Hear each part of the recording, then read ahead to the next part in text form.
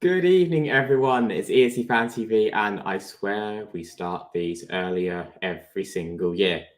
Next time, we're going to be doing it in May 2023, I think, but we're back for the first video and live show of 2023 for Eurovision. Because why? Because in something I never thought I'd say in my lifetime as a Eurovision fan, the United Kingdom are hosting Eurovision next year. It's happened. It's real. We are not dreaming it. This is an actual thing that is actually happening. So we thought we would talk about it and to see what has happened in the last week since this has been announced, and also what we kind of knew what was going to happen after Ukraine's victory back in May. But as you can see, I am not alone. We have a lovely panel here as always, and I'm going to go first up to Scotland, where we have Ian. How are you, Ian? Good evening. It's good to be back. Yeah, quite early in the season, but here we go.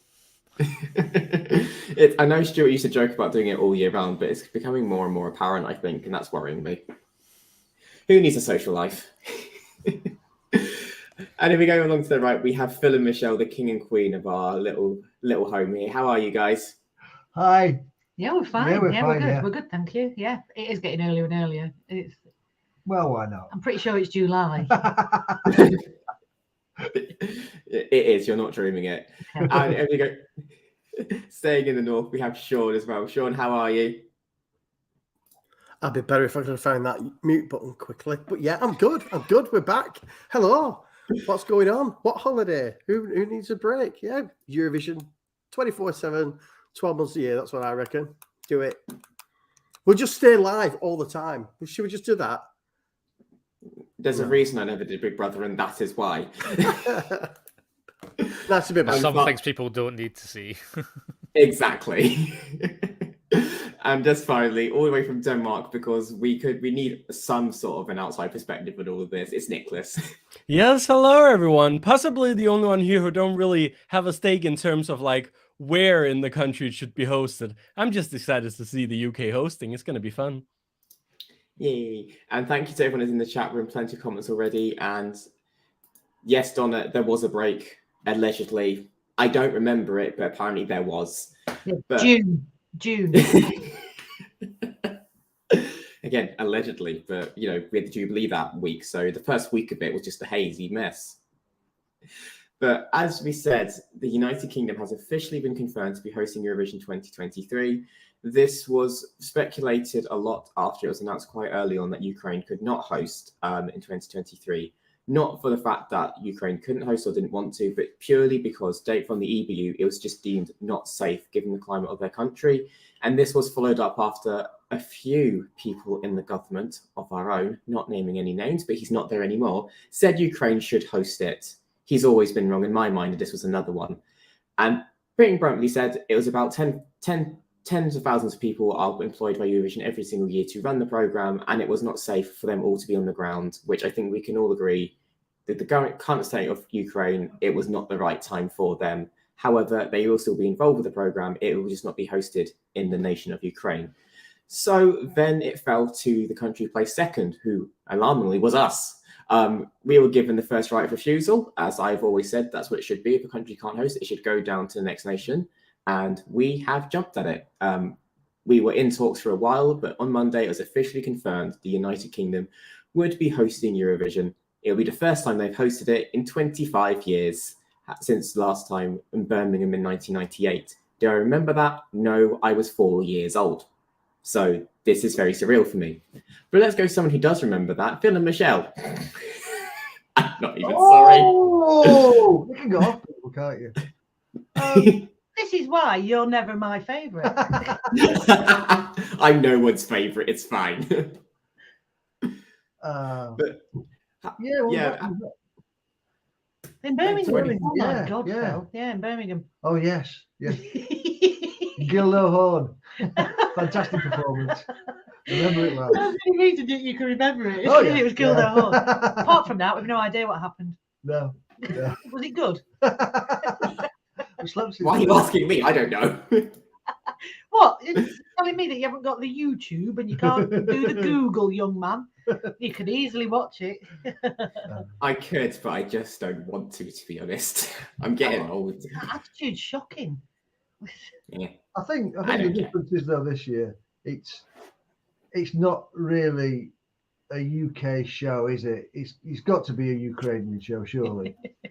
We've been discussing the middle part of the final and what delights will come our way yeah. from, you know, like the interesting sort of dress from around Ukraine and how many other people can play a flute. Love it. So Nicholas, as we said, you know, it's coming to the UK. As you probably know from social media and Twitter, the UK fans have wanted this for a long time. So how do you feel as someone who's not part of the UK actually seeing this coming to the United Kingdom? Yeah, I think you said it quite well there, that it works very well that if the country that win can host, then it goes to the second place. I think, you know, this is such an interesting way that they're doing it, and I think it'll be very interesting to see how it's gonna go, because yes, it is, you know, the UK hosting Eurovision, and this has been, you know, a big thing in the fandom. It's like the UK is never gonna get back to their heyday, and now it's been a fantastic year for the UK at Eurovision here in 2022. But at the same time, the show next year will not be about, oh, remember how it's been the last couple of years with UK, but look at us now, and all these kinds of like jokes and stuff that the BBC could do, because that's the kind of stuff that they usually do when it comes to Eurovision. They won't be able to do that. They're going to have to tone down some of that like British humor or whatever you want to call it, because it has to be a Ukrainian show as well, and they want to incorporate all these Ukrainian values into it. So it'll be interesting to see how they're going to do it, if they're really going to go down the route of we're going to make this as Ukrainian as possible, or if they're going to try to do, which I'm kind of expecting them to do, which is kind of to try to do a mix where it's like, yes, it's Ukrainian culture, but it kind of has that BBC making fun of it kind of flair to it. And it'll be interesting to see if that works or if it tanks completely. We'll see. Yeah, very much so. And Sean, like Nick's made a very good point there. Obviously, it's the UK hosting it, but it is still Ukraine's victory, and it is effectively their show. And even as Sam Ryder said, it's their party. We're just hosting it. How important it is that gets put across to everyone, saying, okay, we're hosting it, but don't expect a proper British show, because it's not going to be. I think it's pretty much got to be very well balanced, half and half. I really agree with what everybody's saying, with what Nicholas is saying, but you've also got to bear in mind that it is BBC co-production, and if it's awarded to a city with a lot of musical heritage like Manchester or Liverpool, they're not going to ignore that heritage. It is going to feature somewhere in the programme, definitely. I think what would be really interesting to do would be to see how the production involves elements like the postcards that we normally see between each song.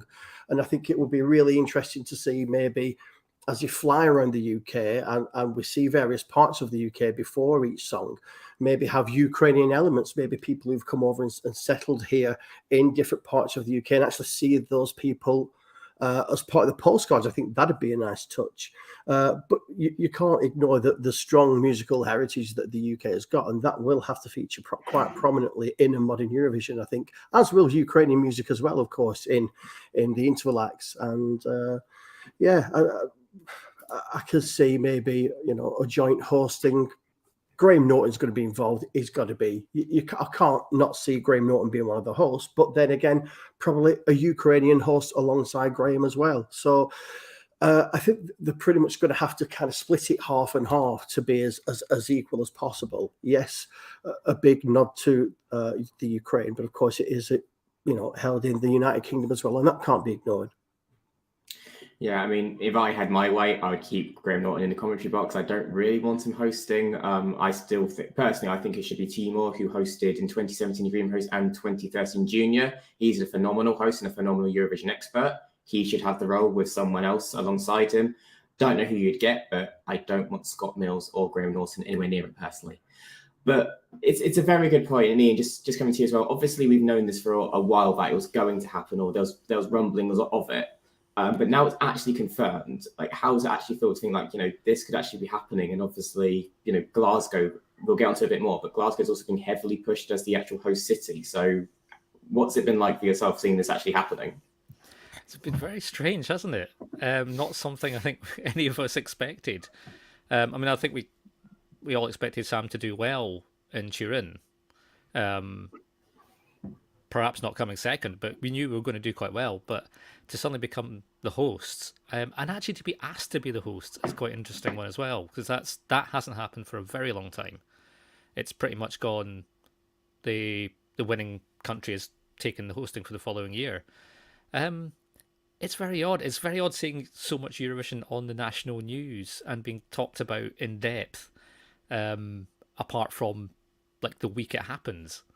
So it's suddenly a big news story across all the major channels. They're discussing it. They're discussing it in quite some depth, actually. So that's been quite odd, just hearing it being talked about all the time on the telly and the radio.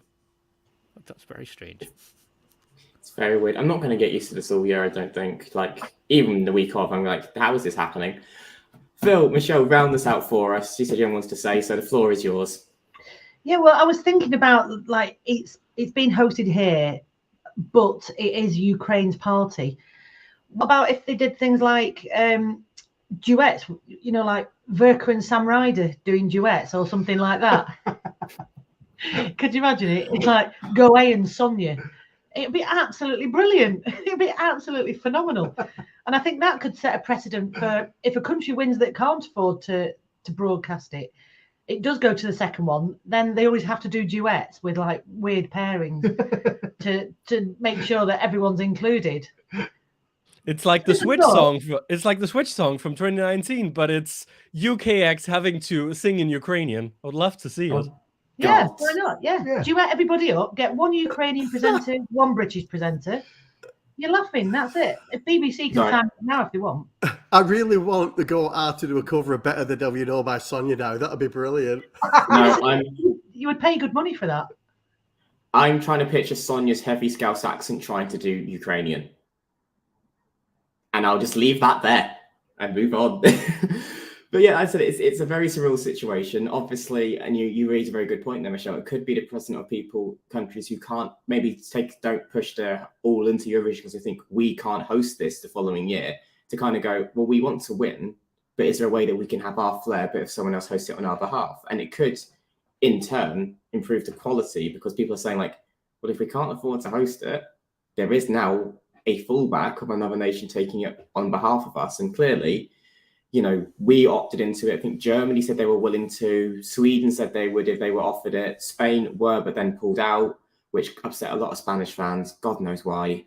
But people were, I don't want to say desperate, but they were showing their interest from the start when they kind of realized it's going to take a lot for this to actually happen in Ukraine. So we're just going to put a little nudge that we can do it if you need us to, which I found very interesting. The only other problem, though, is surely if a country's going to co-host who didn't win, haven't they got to be one of the big five? Otherwise, you've got the potential of having a co-host country that could get knocked out in the semi-final and don't even make it to the final. There is that. And I will cross that drama when it happens, but that'd be quite funny for me because I just love anarchy. But as we also know, obviously, Ukraine will be in the final. No shock when that got announced. They won. The winner always has the right to be in the final. It would be a bit unfair. So you won, but you still got to go through the semi-final, even though they have a 100% qualification record. Bit silly regardless. But we got a lot of talk in the chat room, which is great. Keep coming in. I will throw all those comments on screen. And it looks like Mel has just appeared as well. So glad to have you, Mel. And we're going to move on to part two. Who will host this? And this is where I need to take a breath, because the amount of cities and counties that have said, we want to host it, it's a bit ridiculous. So we have, in alphabetical order, whoever expressed interest in hosting are Aberdeen, Belfast, Birmingham, Brighton, Bristol, Cardiff, Edinburgh, Glasgow, Leeds, Liverpool, London, Manchester, Newcastle, Nottingham, Sheffield, Sunderland, and Wolverhampton. That's 17 by my maths. Officially, though, I do believe Glasgow, Leeds, Liverpool, and Manchester have officially submitted a bid, though. The bidding process has been opened from this week. And the early odds are saying it is Glasgow, Manchester, and Liverpool are the three that are most likely to host this. A lot of people are pushing Glasgow mainly because of the tie into the Eurovision movie, even though some of that they used Edinburgh but claimed it was Glasgow. Not sure how that works, but sure. But obviously, a lot of people saying it should be there because of the tie into the Eurovision movie. I disagree because I don't like the Eurovision movie or Will Ferrell, but that's besides the point. But a realistic thing we need to look into when we do these sorts of things is the scale of hosting a show like this, and the venue and the city needs to cope with a lot of people and a lot of elements. So Ian, as someone who works in this industry and deals with a lot of getting in days and setting up rigs and all this sort of stuff with theatres and productions and big stadiums, what realistically is needed when, as just a basic base level of a venue to host something of this grandeur? Right. There's a few things that the EBU actually specify as part of the requirements. Standards a minimum 10,000 seats for the arena. And a certain height in the arena. It needs to be, I think it's 18 meters high, which most arenas will meet actually. But and these, to be honest, these are all a wee bit negotiable. But it does set aside a minimum size of space, bearing in mind that the Eurovision setup takes up a lot of room in the arena. You've got the commentary boxes, the stage is big, the green room. Turin was probably half capacity for audience this year compared with a normal gig. That's kind of the initial requirements. The other bits that they also need is all the ancillaries. So press centre, delegation space. And that's a lot of space you need. Essentially, most arenas will have an act on, there might be 2 or 3 bands on of a night. You've now got to accommodate essentially 40 plus headliner acts, all with about 10, 12 people with them. That's a huge amount of dressing room space to find. Press centre for, well, I think it has been up to about 1,500 journalists. That's not small either. And all this has to be within the same site.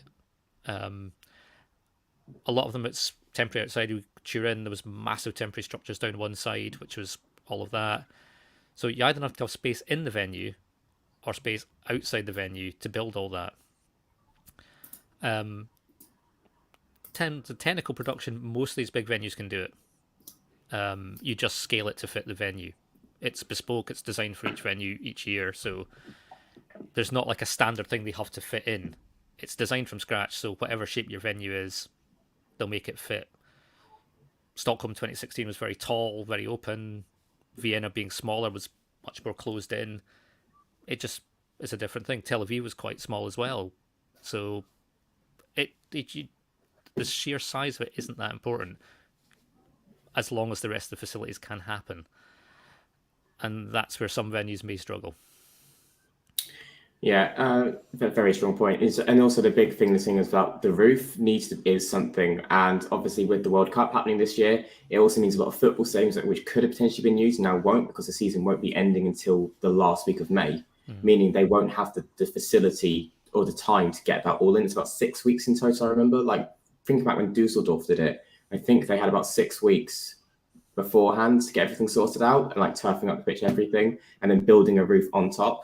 So I think that does eliminate the likes of Wolverhampton and Sunderland, who have put forward their stadiums. So unfortunately, that seems a bit of a stretch.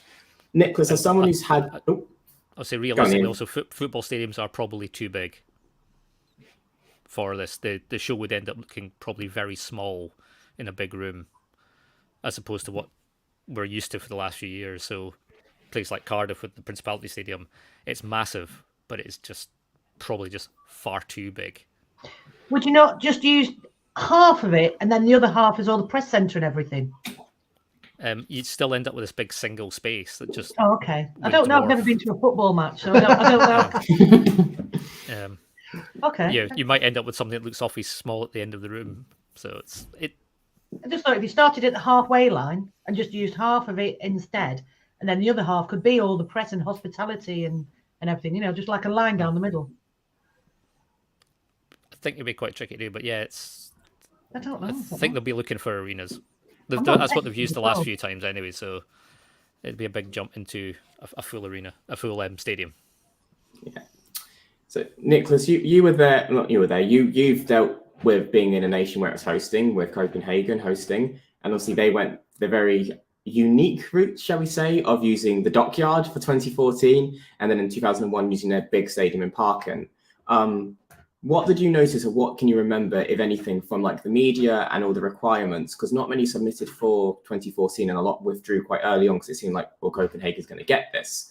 But you do have Aalborg as well that hosts Dance Melodi Grand Prix quite a lot. Is it also ultimately comes down to not just the arena, but what can the city actually do capacity-wise, and obviously with our degrees in say tourism or not, it's transport, it's hotels, it's all these other elements. So do you think that's potentially going to be a deciding factor in where this goes? Absolutely. And you say, what do I remember most from the last time we hosted? I remember the organization Wonderful Copenhagen being in a massive debt after it. So there's definitely that to avoid. No, but I think, one thing that was very much brought up, because it was at the end very much between building something in Copenhagen or doing it in Buxton, which is in the small town of Herning in Denmark. And it's a big arena. It could do it.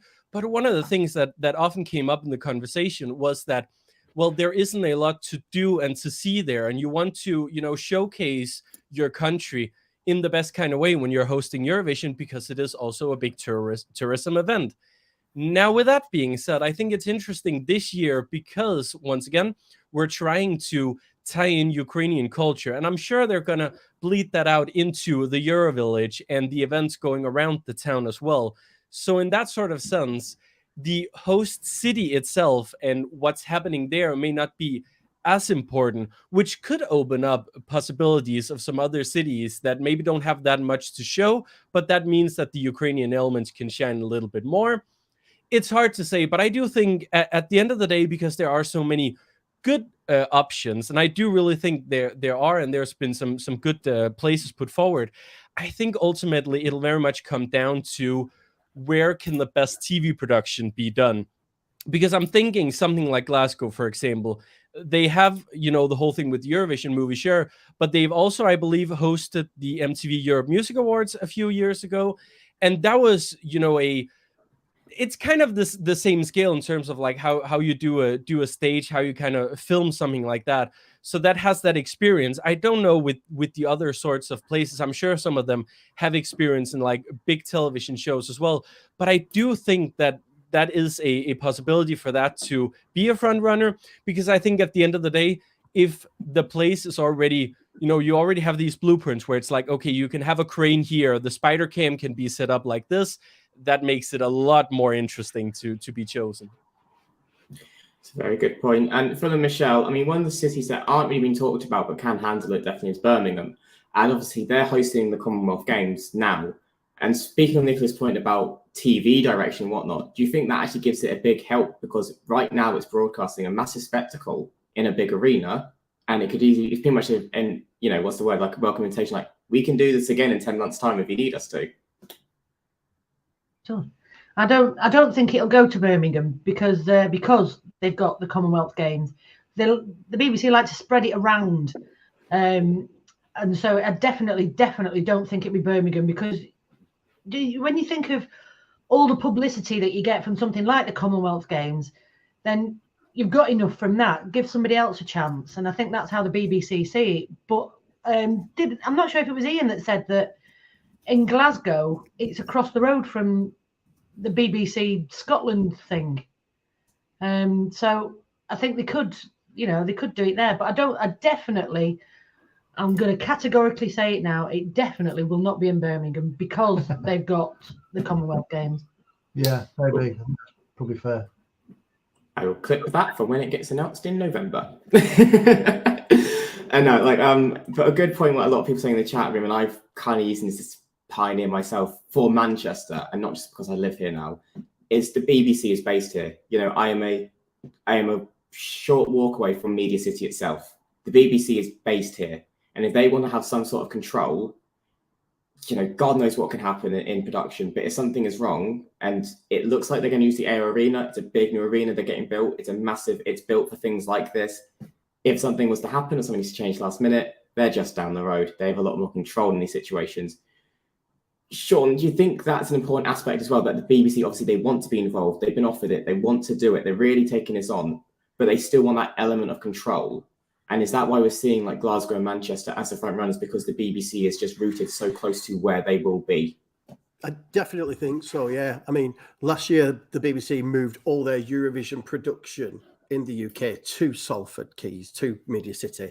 And yeah, it's a stone's throw away for Manchester. And I think it's really, really important. What is nice now, though, just on a point that you just touched on there, a lot of the UK fandom for years, when we were doing really bad at Eurovision, said, oh, the BBC aren't even trying. They don't want to win it. They don't want to host it. Well, they could have turned around this year and said, no, we don't want to do it.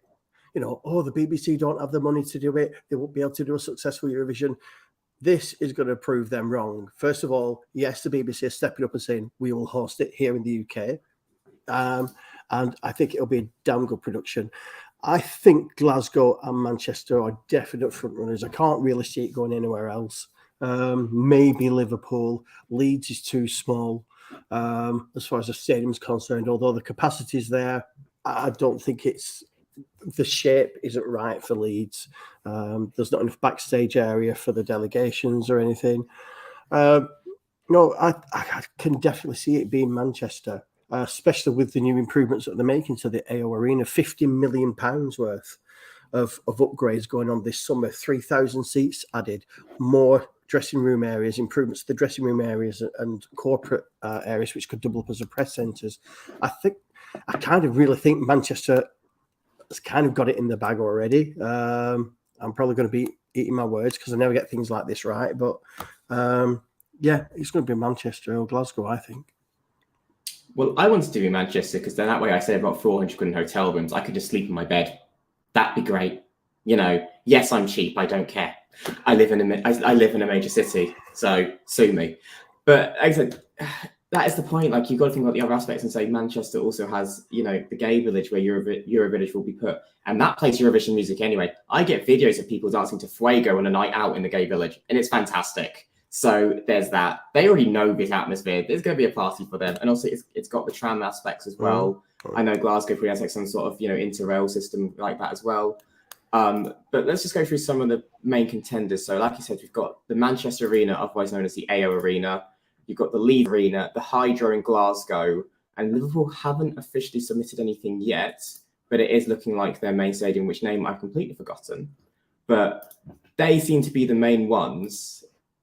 And like I say, it's all up in the air at the minute. The only one that doesn't seem to be making much noise at the minute, surprisingly, is London. Now, realistically and traditionally, it normally does go to a host city, except the last few years. I do believe Turin did make it the first time in the history. It was back-to-back. It wasn't in a capital city for 2 years running, so we've never seen it 3 years running. Ian, just coming to you about this. London's been very quiet. Why do you think that is? Do you just think people think it's not viable to host it there, or? It's hard to say. I mean, London it's a massive city. Do they want to stick it right in the heart of the capital, where it's slightly swamped in a place the size of London? Also, is the O2 a particularly good venue? I'm not sure how much space is available in the rest of the complex because it's been redeveloped heavily since it was the Dome. So, can they put that size of show in there? Obviously, it does big shows all the time, but can Eurovision fit in it? That might be tricky. Similar with Manchester, actually, depends how much ancillary space they've got, because there's not a lot of space around the Manchester Arena. It's very landlocked, although it's otherwise perfect. Glasgow, they've just done COP26. They know exactly how to do a massive gig at the SEC, and it has everything on site. An interesting one that's not had much attention is Aberdeen as well, at Tekka, which has a 17,000 seater arena, a conference centre, and the exhibition stuff all in the same building, almost the perfect venue, as long as Aberdeen can be a suitable host city, and the transport links might suffer that one. But actually, as a venue, Tekka would be pretty much perfect. But it's that what fits in. Liverpool looks pretty good as well, and the location of the arena on the waterfront looks stunning. So that'd be a big trouble. But all these cities definitely could host. So we'll see. But I think, and Birmingham as well. Again, the NEC site has everything you need in one place. It's not very near Birmingham though. I mean, yeah, that's the one we actually mentioned about Aberdeen. Obviously, they're really pushing for it, and they did officially submit yesterday and say they've got a airport as well. I don't know how easy it is to get to Aberdeen from mainland Europe, but I'm sure they'll figure it out somehow. It's not great. It's not that much connection. You'd probably have to go to Edinburgh, Glasgow. I mean, Nicholas could probably jump and be there, to be honest, because it's in the north of Scotland, isn't it? Or like along the northeast coastline somewhere, Scotland. So it's quite close to Denmark. But that's the big point. Like, all these cities do also have major airports, which again is a big pulling power. You know, they don't have to do like transport links or changes, which are a pain when you fly home to get connecting flights. Like, I didn't go to Turin, but I heard it's a bit of a nightmare for some people. Just do what Phil and Michelle do. Get the ferry. It's fine. They love a ferry. We do love a ferry. And to whoever put in the comment section, do I have floor space? Probably, but I'll have to charge you for it. I've got to make money somehow. Hey, look, if I'm saving money on hotel rooms, and so are you, I'm going to charge you a bit. I think that's fair. The ESC Fan TV Airbnb experience coming soon. Yes. If it's in Scarborough, you can stay at our house for nothing. But Elliot, it's £1,000. Fine. Because they won't be there, so I don't have to worry about this. So fine. We've got the Grand Hotel. Which is a notorious shithole. But it can hold a lot of people. Yeah. Amazing. So just around this discussion about where can we host it, just go around the room. Let's just have where you think it will be and where you ideally want to be. And let's start with Sean in this one. I want it to be in Leeds because it's only half an hour on the train, but that's just for selfish reasons. But I think it will be Manchester. Okay. And Nicholas, although you're not British or you're not like accustomed to all these wonderful cities, where do you think it can be and where do you think you should host it? I almost want to do that whole like, I don't know much about the UK, so it's probably gonna be in London, because I feel like I've heard that a few times from people who thinks the UK is just London. No, I think Glasgow has a really good candidate there, and I think that's as much as I can say. I don't really have much of a preference. I think as long as it's fairly easy for a European person to get to, even with Brexit and everything, yes, someone had to mention it, I think it's gonna be fine. I don't like everyone calling me out for trying to be resourceful. Look, there is money to be made in the world. Sue me. Phil and Michelle, where do you see this happen? Where do you see this taking place in 10 months' time? One place that nobody's mentioned, God. but apparently you can get odds of 66 to 1 for Wrexham, which I think is where Stuart's 10 quid bet's gone. I was going to say. And Glasgow's got the underground loop. Yeah. So it has got an underground, Elliot, because you're going, oh, we don't know. They've only got horse-drawn buses up there. But they haven't. They've got an underground loop. So do you know what? You can clip this. You ready for November? I think it's definitely going to be in Glasgow. I think Glasgow's got a good chance. Plus, it'd be nice to have it in Scotland as well. Get it out of England. I found a barge as well. Glasgow. And Ian, say that. Do you want Eurovision in Scotland? Is that where you think it's going to be? Obviously, I'm a bit biased. Also, probably means 6 weeks of work as well, which would be great. No, I think Glasgow's could well take it. It's got everything it needs in one package. Even though the Eurovision movie had the hydro sitting at the far end of George IV Bridge in Edinburgh, we'll let that one go. But no, I think Glasgow has the strongest package for the venue, the site, and the city. And I'm staying with Manchester. You know, it's where I call home now. I've been here for nearly a year. It's a beautiful city. It will host the event well. It's got the tram network. It's got good venues. It's got good nightlife. And the people are nice up here. You know, I think it will just be a very good venue for something like this, which celebrates culture and diversity. Just bring your raincoats and bring your umbrellas, or if you're from the south, your big coat, because it likes to rain. It likes to have all 4 seasons in space about 20 minutes here. That's what I've learnt. It just can't decide what it's doing outside. So bring everything. That goes for Glasgow and Aberdeen too. And Lee, Just the UK. Just bring a coat. But so we're seeing a lot of like people still mentioning about this, and I have to bring this up from Donna, and it's just because it made me howl when I saw it. Bless Scarborough for trying. And yeah, we've got to give it to all the like little councils. So you know, why not us? You know, pure British delusion. We love it. put it on the end of the pier or something. What they're going to do? Actually, no. I've seen some of you lot after a drink. I don't want you anywhere near a pier. Christ. I'm not calling the Coast Guard. And finally, on to our last point, which I think is quite a interesting one, and it's just simply this: what impact will this have on the Eurovision, on the United Kingdom, and the aspect and outlook on Eurovision? Now, obviously, that comes from everyone saying everyone hates us. We're not gonna win. We could send Adele and not do badly. Again, that's not how Eurovision works, you muppets. And Sam Ryder proved that. We sent a very good song with a very likable artist and a very self-wrote song, which I've been saying for years. And you know, if it wasn't for all that support for Ukraine, probably could have taken the win. But you know, Eurovision is about uniting nations, and I think Ukraine this year was the perfect example of that. Regardless, obviously, I can only say, like on social media, the change just in that evening after he performed was evident, and the positivity around the song and that performance. And then we saw the result. But now it's actually being hosted here. Phil and Michelle, let's come to you first. Obviously, we've seen the UK have its heyday, then slip, and now we're slowly getting back. But now we're hosting it. How important is that the BBC and the United Kingdom firstly get this right? And what can this do to change the UK's perspective as a whole on the competition? To be honest, I think to some extent the UK perspective has changed, because you know we did come second, and you know Sam Ryder's everywhere. He's been on the Jubilee celebrations. He is everywhere.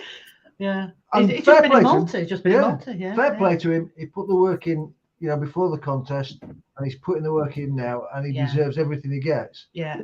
But it has, I think, already changed people's outlook on Eurovision. I mean, I've had texts from people that could not give a flying fuck about Eurovision, going, "Oh, how do I get tickets?" I was like, well, actually, get lost, yeah. So people that really did not care are loving it, and then when I say, "Oh, it's going to be in Glasgow," they go, "Oh, that's a long way." It's not as far as Tel Aviv, is it? I mean, come on, get a grip. But yeah, there's a lot of people taking a big interest in this that really couldn't care less before. In fact, I've had people, can you believe I've had people to tell me to shut my face about Eurovision? Oh, now they're all over it. I know, can you believe it? So I think the UK we're going to absolutely go mad for it, and it's going to be everywhere. Everyone's going to talk about it. They're already talking about it now. But we also have to remember, was it Austria that came last the year after they won it? I think it was, with that flaming piano. It was. They set that piano on fire. So we just have to dial it back a bit and just remember what they did. They did phenomenally well, and then went, we can send any old shit now, it'll work. And they went, no, it won't. But I think now, though, a lot of acts that would never consider doing Eurovision in the UK suddenly will think about it. So we'll have a much bigger range of potential acts wanting to do it. If you think about it, for Maneskin as well, as soon as they won and the global phenomenon that became Maneskin, everyone suddenly took notice and thought, this is absolutely global now. This could be the making of us, sort of thing. So people that have said no previously are now saying, well, do you know what? Actually, I think we probably would do it. But now we don't want them because we had something new and fresh and lively that they can't give us because they're all just slightly a bit too old now and a bit yesterday.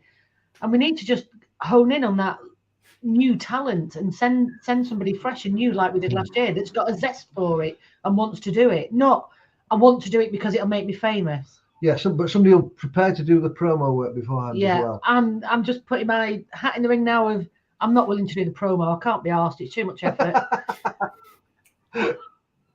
At least you're honest, Michelle.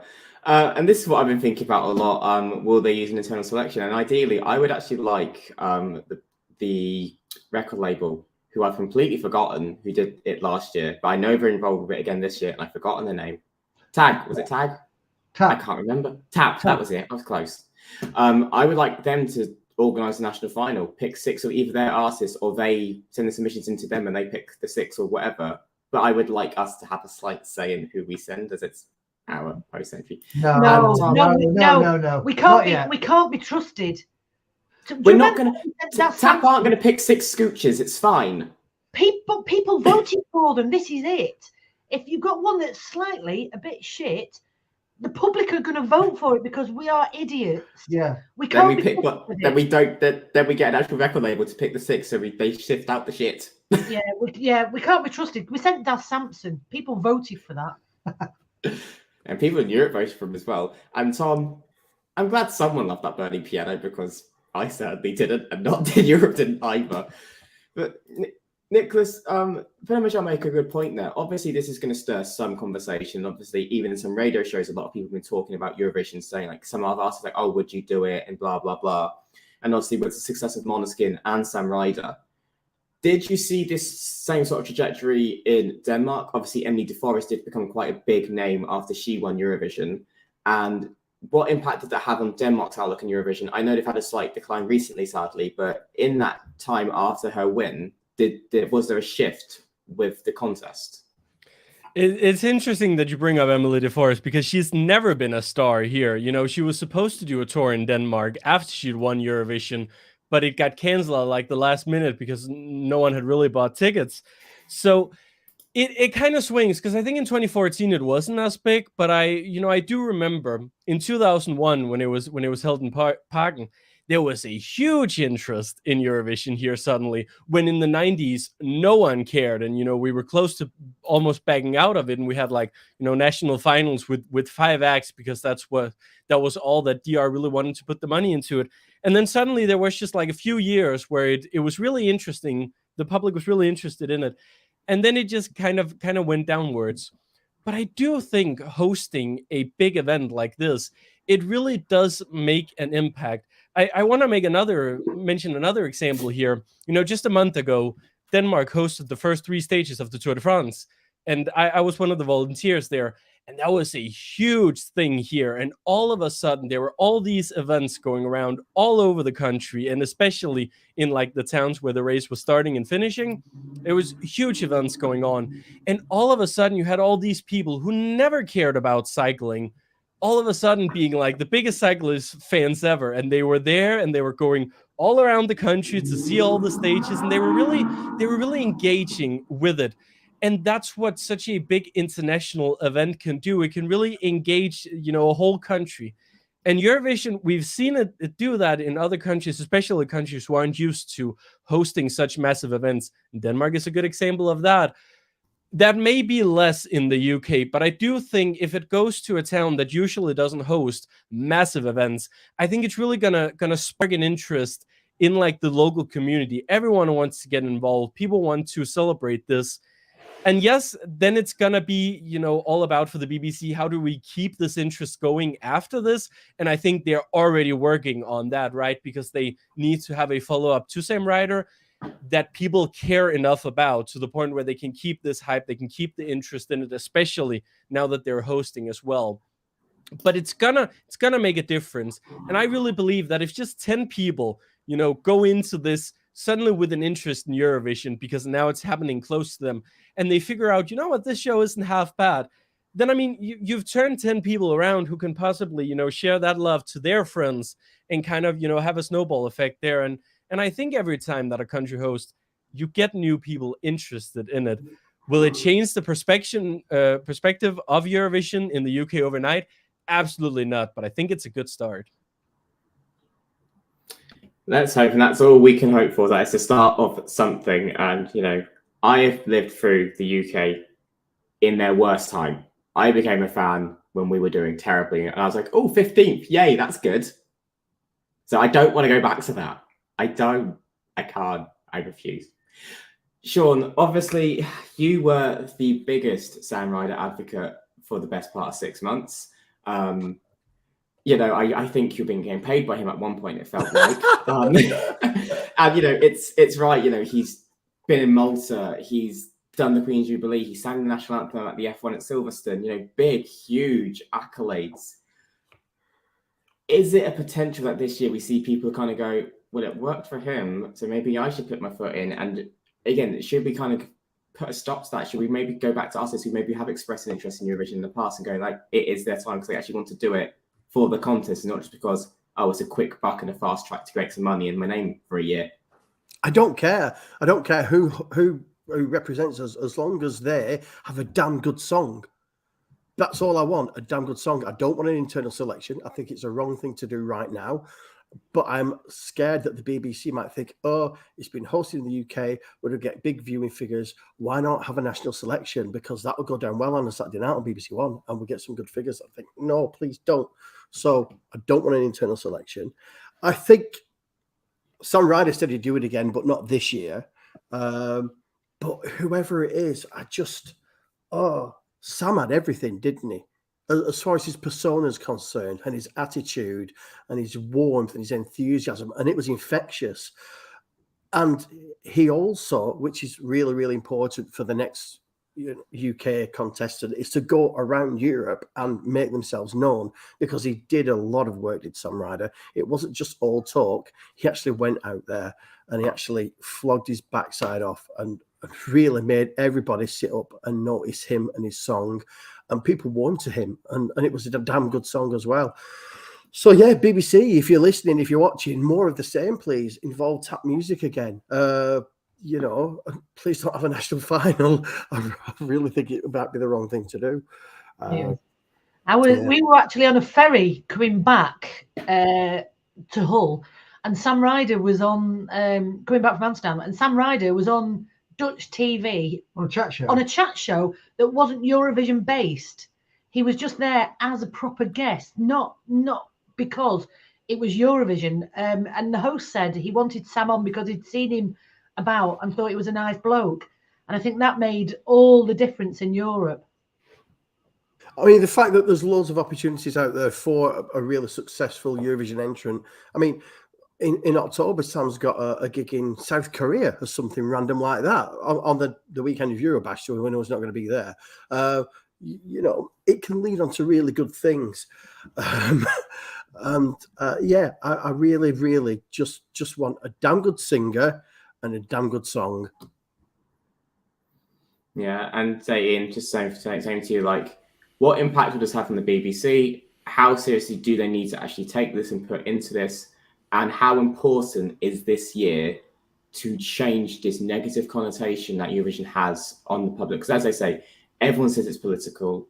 I've never believed that. I believe this year it did kind of dispel that. How important is that we keep this going to just get a new wave of fans and just, convert some people that were, for lack of a better word, poisoned by some ex-hosts who believed and said quite publicly on the broadcast it wasn't political. Yeah, this is actually a critical year, I think, for us and for the BBC. They've got to grasp this opportunity to make it relevant, and so far it seems to be going pretty well. And a lot of that's down to Sam. He was just like the perfect person, and he's continuing on. And every time he pops up and does the Palace and Silverstone, it's always Sam, who was a representative at Eurovision. That's the link, and it keeps bringing it back round.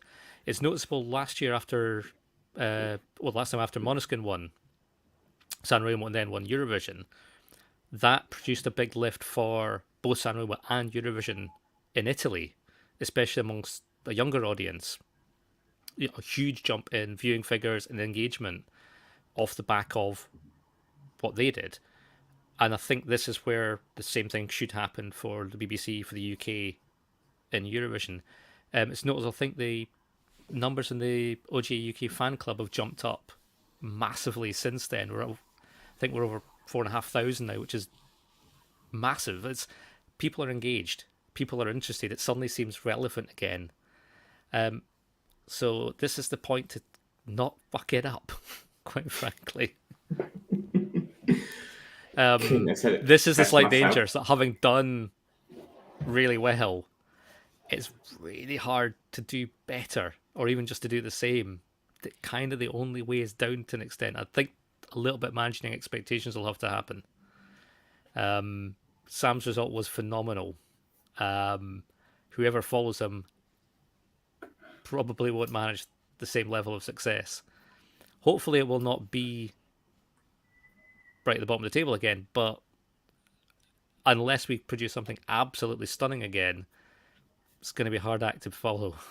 Do you not think? Do you know? Sorry, just on that point that you said about following it. Do you not think that Diodato was followed by Måneskin?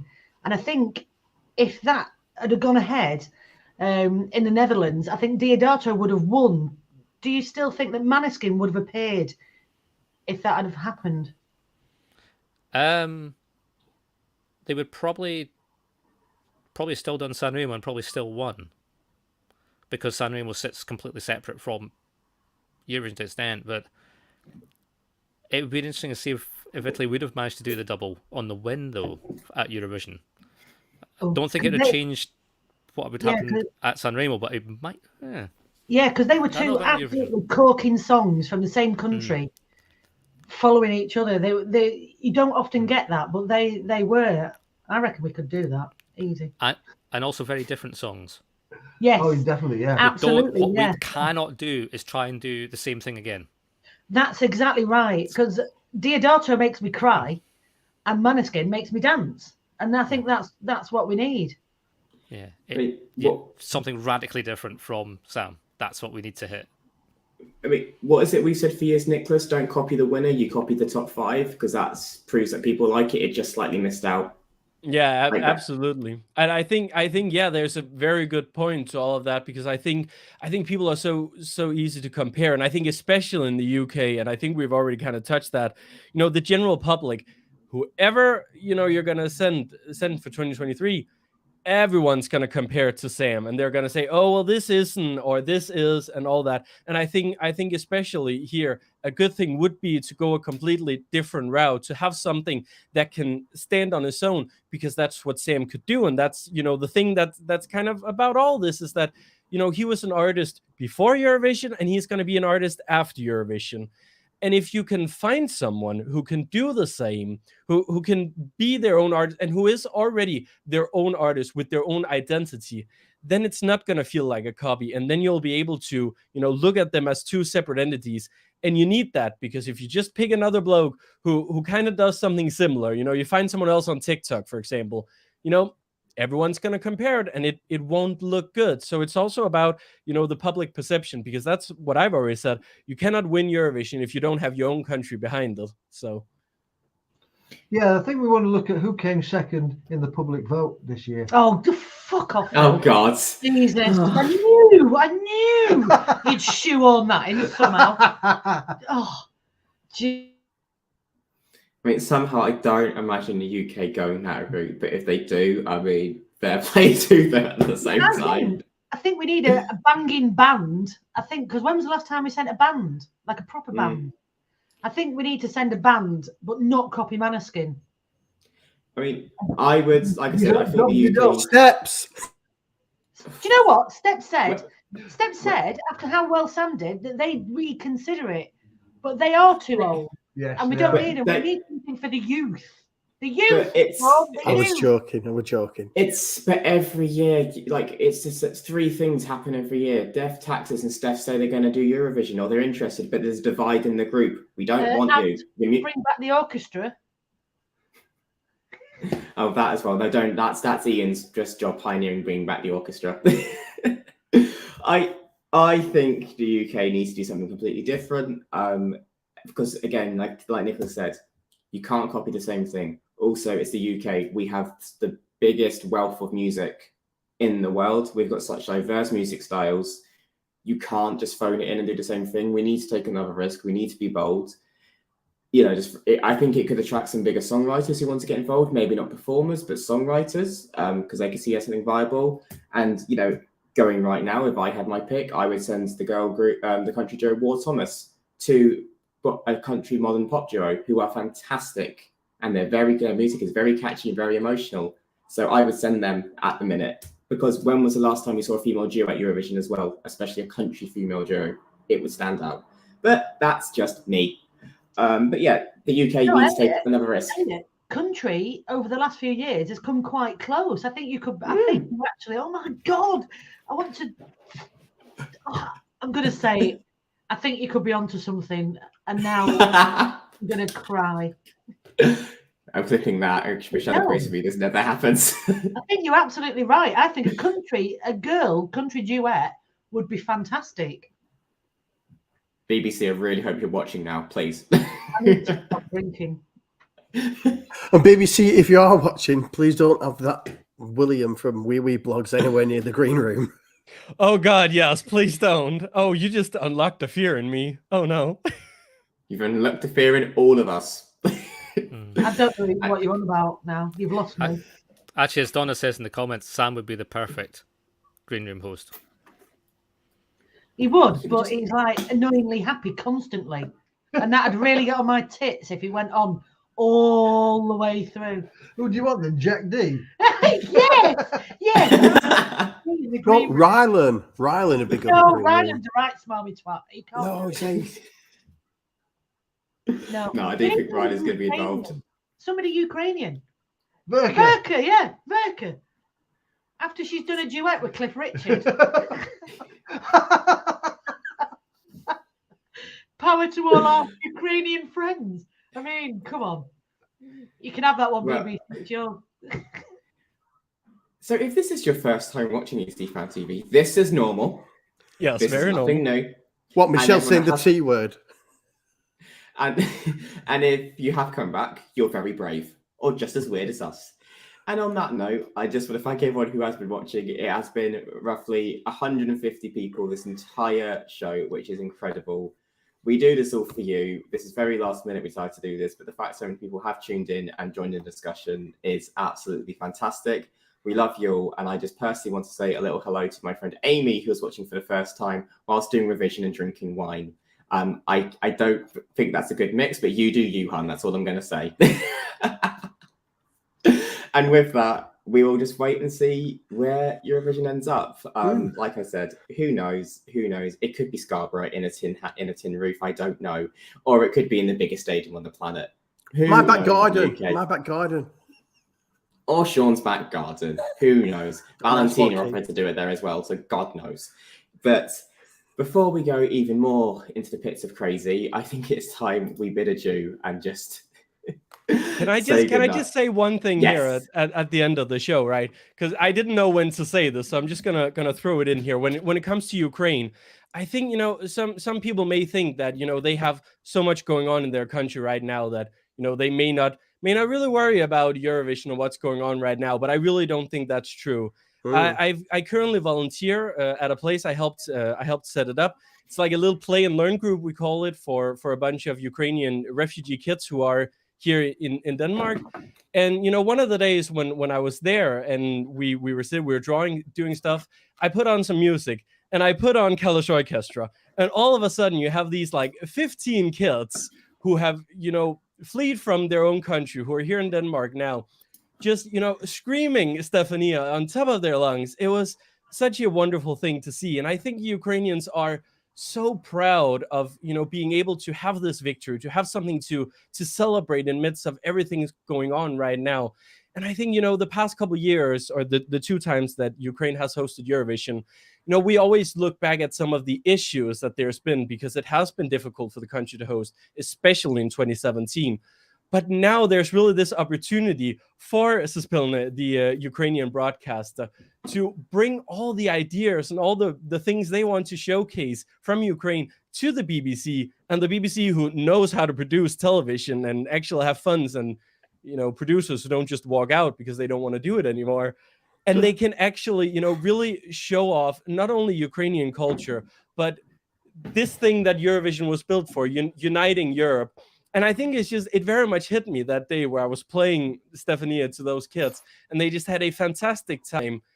I think there are so many Ukrainians all over the world right now, especially here in Europe, who are, you know, if the war is still going on in a year and we have this Eurovision party celebrating Ukrainian culture, I think they're all going to have a wonderful time. And I'm just very excited for that, if I'm honest. As am I, and as I said, who knows where it'll be, and that's, I think, a lovely note to end on, Nicholas. Ron. So I'm glad you managed to get something out of that, because that sounds very rewarding and a lot of fun. But like I said, if this is your first time here, please do subscribe to our channel. We do a lot throughout the year, especially from January through to May. We do reviews, we do wild predictions. Make sure you come back for MGP next year, where Tom will say about 5 songs are going to win or win a semi-final, and only one will get through. That's always good fun, picking which one will he murder this week. And like I said, we cover everything that we can. So I just want to thank you all for joining, and hit the like button, follow us on Instagram and Twitter, as well as our YouTube channel. But until next time, it's time to say goodbye to my lovely, lovely panel. So it's a goodbye from Michelle. Bye. See you. Well, finally next year. Goodbye, and thank you for coming on as always. And you know, if we might be visiting in Scotland next year. Yeah. Who knows? We'll see you then. and Sean, what's the irrigation and like the plumbing like if we're having it in your farm? Genuine question. What's really funny is that when Eurovision didn't go ahead last year, was that right? Or the year before? Yeah, last year. I don't know, when we had lockdown. Well, when it did go ahead, but we couldn't go, Phil and Michelle came here, and a couple of other people as well. And I had problems with the plumbing in the house, and we had to have portaloos outside, unfortunately, for the duration of the stay. But we went round singing Portaloo all week, as in the tune from Waterloo, ABBA. But you had to be there. Anyway, sorry, am I supposed to say goodbye now? Yes, please. Can I book a space on your floor at £1,000 a night, Elliot? Done. I think it's shameless that you're trying to make money out of Eurovision. And by the way, if anybody wants to buy this T-shirt, if you like it, it's available on my Redbubble store, Vision Tees. That's what you need to look for, Vision Tees. Thank you very much. Good night. Thanks for having me back. And also, if you want to join my OnlyFans, you'll find it. And follow that up if you can, Nicholas. You know, I just want to say thank you for today. Have a good night, and see you for Eurovision next year in Wales. And thank you everyone that's been watching. It's been such a pleasure, such a joy doing this. We'll be back. I don't know when we have the announcement, I guess. But until then, look after yourselves, keep well, and we hope to see you all back here very soon. Bye. Bye. What's up? I'm Sam Ryder, and you're watching ESC Fan TV.